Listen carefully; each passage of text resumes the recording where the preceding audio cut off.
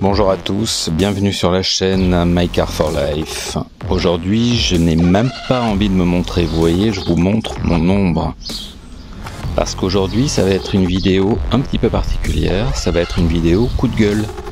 J'en ai ras-le-bol, mais vraiment ras-le-bol. Et encore, je pèse mes mots. Alors ça veut dire quoi ras-le-bol? Ça veut dire que lorsque l'on a un moyen de transport à 4 roues qui fonctionne pas bien, on finit par s'énerver, surtout lorsque cet engin à 4 roues a moins d'1 an et que la société qui les vend ne répond pas au téléphone, ne répond pas aux mails, bref, on ne peut absolument pas les contacter. D'avoir des problèmes, je ne vais pas donner clairement le nom de la société en question. Vous allez vite comprendre de quoi il s'agit. Il s'agit de ça, cet engin-là. Je ne sais même plus d'ailleurs comment le qualifier, tellement il me sort par les trous de nez. Pour vous refaire un petit peu l'histoire, il s'agit d'un quad Madix, 50 cm3, dont j'avais fait d'ailleurs une vidéo sur ma chaîne My Car for Life il y a déjà quelques mois, mais si vous vous souvenez, cette vidéo, elle était plutôt relativement élogieuse, dans la mesure où les premières semaines, il fonctionnait bien. Voilà, et maintenant, on n'arrive plus du tout à le faire fonctionner correctement. Alors, je vais vous énoncer justement les différents problèmes que j'ai pu rencontrer avec ce quad, et puis de toute façon, vous allez voir, je vais vous montrer le vieillissement d'un certain nombre d'éléments de ce quad. Vous allez vite comprendre que c'est pas de la qualité. Alors ça a beau être du made in China, faut quand même savoir que quasiment tous les quads 50 cm3 sont des quads made in China. Made in China ne veut pas dire nécessairement mauvaise qualité, il peut y avoir du chinois qui est de bonne qualité. Tout dépend effectivement le prix des pièces qui sont utilisées pour fabriquer l'objet en question. Tous les smartphones qui sont vendus à l'heure actuelle sur le marché sont des smartphones chinois. Ils sont tous fabriqués en Chine. Que ce soit de l'iPhone, que ce soit du Redmi, que ce soit du Realme ou même du Samsung, ils sont tous fabriqués en Chine. On n'a pas pour autant, même si ce sont des objets électroniques, on n'a pas pour autant de la mauvaise qualité.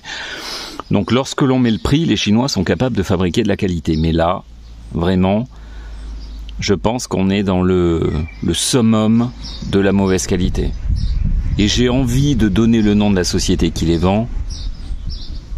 Le revendeur français, je peux pas le faire. Alors si vous voulez savoir quel est le revendeur, vous m'envoyez un message sur ma boîte mail, je vous répondrai. En tout cas,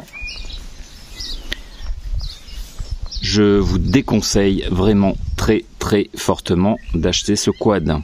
Vous allez être embêté à maintes reprises, il n'est absolument pas fiable. Donc si vous voulez l'acheter pour vos enfants, comme c'était le cas pour moi, voilà, je l'avais acheté pour mon fils en octobre 2021. Nous sommes en juillet 2022. Je pense qu'il a dû s'en servir 4 ou 5 fois en fait. Le reste du temps, il reste absolument inutilisable. Alors je vais vous énoncer justement de façon relativement brève les différents soucis que l'on a pu rencontrer. Alors notamment, alors là j'ai enlevé la selle. Pourquoi? Parce que forcément, comme il démarre très difficilement, je suis obligé de le mettre en charge fréquemment, parce que voilà, même si j'ai changé la batterie, oui, j'ai dû changer la batterie parce que la batterie d'origine a rendu l'âme très rapidement. Encore une batterie de très mauvaise qualité sans doute. Alors là, vous voyez, je recharge avec un chargeur CETEC. Je fais de la pub au passage pour CETEC. Très bonne marque de chargeur, très fiable.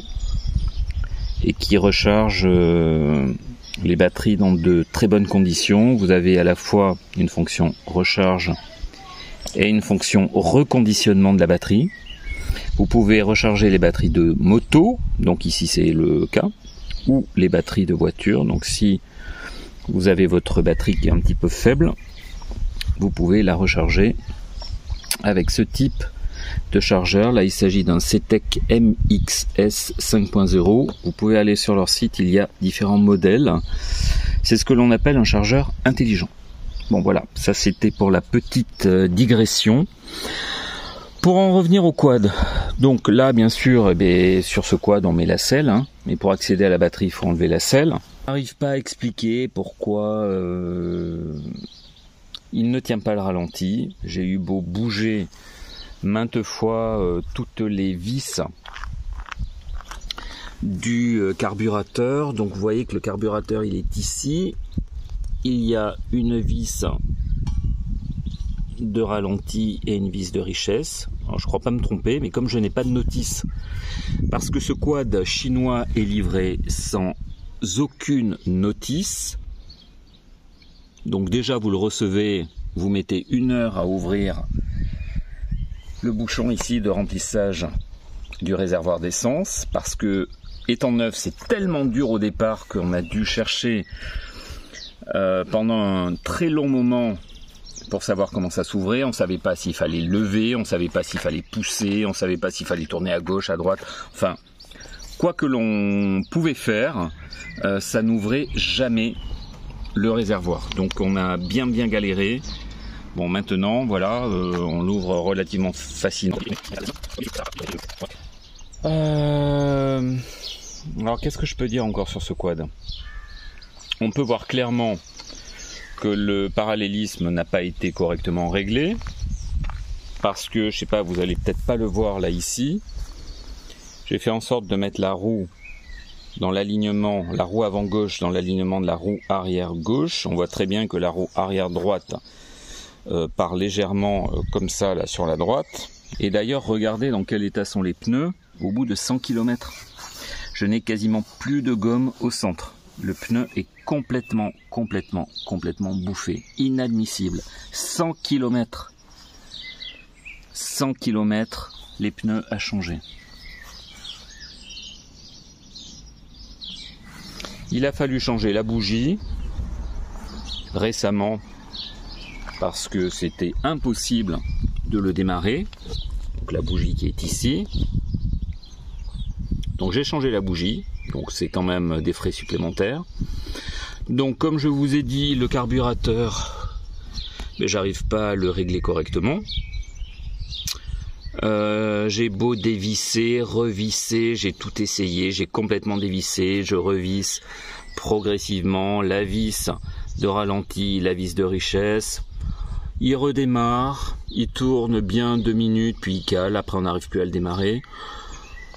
Donc voilà, j'arrive pas vraiment à expliquer pourquoi je n'arrive pas à trouver le bon compromis au niveau du réglage du carburateur. En tout cas, il marche bien 5 minutes, le lendemain impossible de le démarrer, ou alors il démarre et puis on n'arrive plus à le... On n'arrive plus, s'il cale, en général dès qu'il chauffe un petit peu il se met à caler, donc on n'arrive plus à le démarrer après. Donc voilà, c'est quand même pas hyper fiable. Vous partez avec, vous savez pas si vous allez pouvoir revenir. Ça m'est déjà arrivé de l'utiliser. Je suis parti, j'ai fait 1 km. Après, il cale, impossible de le redémarrer. Donc vous revenez à la maison en le poussant sur 1 km, c'est super agréable. Ici, autre chose qui a cassé hein, la soudure qui est là, qui permet de relier en fait cette attache du pot d'échappement au châssis. Ici, la soudure qui est ici a cassé net. Donc on avait le pot d'échappement qui faisait ça en fait, qui vibrait tout ce qu'il pouvait. Donc voilà. Pour un quad qui avait à ce moment-là 4 mois, c'est quand même un petit peu limite, clairement. Donc on avait pris l'option porte-bagages, donc là ici mon fils l'a enlevé, mais là il y a un porte-bagages qui se met ici. qui permet de pouvoir poser un top case, mais bon, de toute façon on l'a pas acheté le top case parce qu'on peut quasiment pas utiliser le quad, hein. Donc clairement on n'est pas maso non plus. Donc faut bien penser à graisser la chaîne avec de la graisse appropriée, parce que la chaîne elle se met à couiner, elle se met à faire des bruits bizarres au bout de quelques kilomètres parce que ça n'a pas été correctement graissé, ou alors elle se dégraisse très rapidement, je ne sais pas. Donc là elle a été graissée, maintenant plus de problème. Pour l'instant les freins, pas trop de soucis, mais écoute, il a pas beaucoup de kilomètres, hein. Il a 170 km. Voilà. Alors là, il y a eu de l'eau dessus, donc il n'est pas très propre. Mais vous voyez, 170 km. Donc en fait, c'est un quad de usage unique, hein. Vous en servez 15 jours et puis après, faut changer un maximum de choses. Donc la batterie, comme je vous l'ai dit, la batterie d'origine, j'ai dû la changer. Alors j'ai acheté une batterie un petit peu plus haut de gamme. Alors il y a notamment ici un petit écran digital là qui permet de pouvoir, là ça vous affiche le nombre de jours après l'installation de la batterie. Donc vous voyez, ça fait 51 jours que j'ai changé la batterie. Ça vous donne le niveau de charge ici. Là vous avez la tension, donc le voltage de la batterie, 12 volts 92. Et là, voilà, ça vous redonne les jours, mais au moins ça vous indique la charge de la batterie. Donc je vous ai parlé des pneus complètement bouffés. Je vous ai parlé de la tâche du pot d'échappement qui a cassé. Le moteur qui fonctionne 3 minutes, après on ne peut plus le démarrer. Il a fallu changer l'ampoule aussi. L'ampoule d'éclairage a claqué, donc j'ai mis une LED à la place.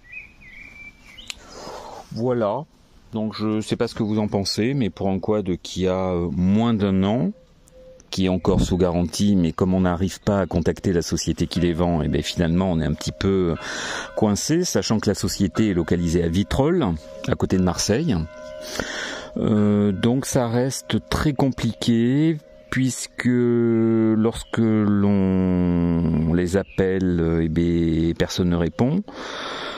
Quand vous voulez laisser un message, vous pouvez pas laisser de message, parce qu'en fait leur boîte de message est complètement saturée, donc impossible de pouvoir laisser un message. Je l'ai fait 3 fois, ils ne m'ont jamais rappelé. J'ai dû envoyer 10 mails, ils ne m'ont jamais répondu. Donc ça reste très très compliqué. Donc je pense que je vais entamer une procédure à l'aide de UFC Que Choisir, notamment, enfin en tout cas une association de consommateurs, pour essayer d'avoir gain de cause. Donc soit on arrive à résoudre ce problème je pense qu'il y a un gros problème de carburation. Alors soit le carburateur est de très mauvaise qualité, ça c'est pas que ça coûte très cher, mais ça m'embête un petit peu de changer le carburateur, parce que non seulement il est sous garantie, d'autre part je trouve ça inadmissible d'aller faire des frais supplémentaires pour changer. J'en ai déjà fait pas mal.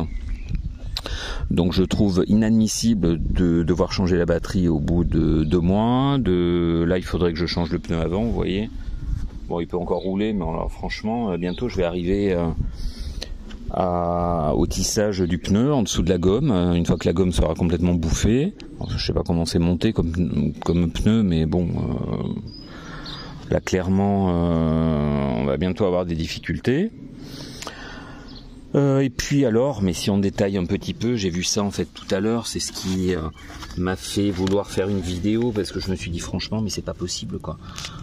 Si vous regardez un petit peu, alors je sais pas si vous allez bien le voir ici, mais si vous regardez un petit peu la qualité des caoutchoucs, qui constituent en fait l'étanchéité des rotules. Ici ce sont les rotules de direction. Je sais pas si vous allez bien voir, mais les caoutchoucs sont déjà complètement craquelés. Je tire dessus, mais le caoutchouc, il va suivre mon doigt. Hein. Non mais inadmissible quoi. Regardez celle-ci. Si vous regardez cette rotule-là, eh bien en fait, je voudrais vraiment vous le montrer. Si vous regardez, eh bien là en fait, regardez, le caoutchouc de la rotule s'est dédoublé déjà, elle est complètement éventrée. Même sur une Peugeot des années 60, ça serait pas comme ça quoi. Regardez la rotule, caoutchouc de la rotule complètement foutu. Non mais j'en ai ras-le-bol quoi. Ras-le-bol. J'ai envie vraiment de pousser un coup de gueule contre cette société EGL Moto là qui fabrique de la merde, parce que franchement il n'y a pas d'autre mot. Le quad aurait 5 ans ou 10 ans. Il aurait 5000 ou 10 000 km ou 15 000 km, je veux bien. Mais là franchement il est tout neuf. La rotule, elle part en miettes là ici. Vous imaginez la sécurité, le danger. Alors ça reste le caoutchouc, mais ça veut dire que la graisse de la rotule va partir, la rotule va se mettre en l'air et puis ça sera bon à changer. Non mais c'est une honte quoi, c'est une honte. C'est une honte, aucune notice, on est incapable de savoir comment déjà ça se démarre. Là bon, évidemment il y a un bouton là ici pour le démarrer. Alors, si je cherche à le démarrer, là c'est sûr il va démarrer, il n'y a pas de souci, mais le problème c'est que voilà, il tient pas.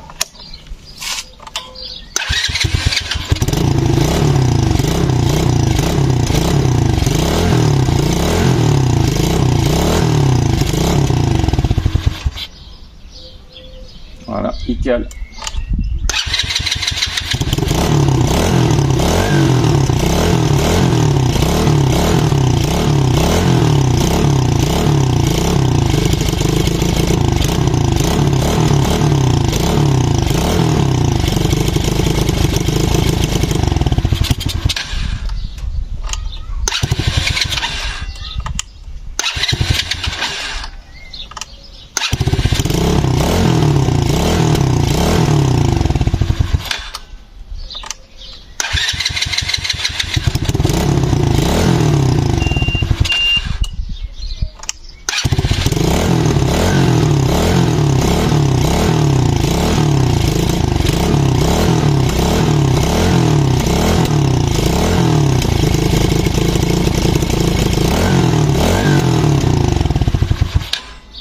Et voilà, toujours pareil.